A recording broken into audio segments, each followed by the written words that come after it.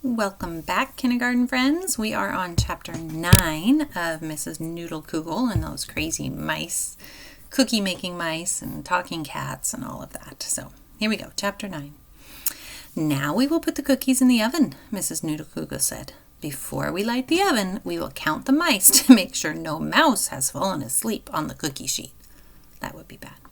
Has that ever happened? Maxine asked.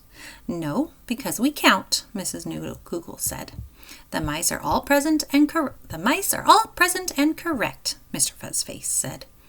While the cookies are baking, perhaps Mr. Fuzzface would care to entertain us at the piano, Mrs. Noodle-Kugel said. Mr. Fuzzface sat at the piano. I am self-taught, he said. Mr. Fuzzface played the piano fairly well for a cat. He only knew one tune, Three Blind Mice. That's a real song, you guys. I don't know if you've heard it before, but that's kind of a joke, right? Because he knew the song called Three Blind Mice. And there's 4 mice in his house that can't see very well. That's sort of funny. He also sang, but he sang the words 4 blind mice. He played and sang it over and over again.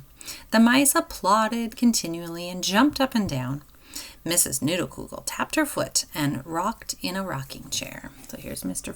Fuzzface sitting at the piano singing, and the mice are on top dancing around. Nick and Maxine tried to look pleased. The little house began to smell wonderfully of baking gingerbread. That's it for chapter 9. We should only have one chapter left, so seems like lots has to still happen in this book. We'll see.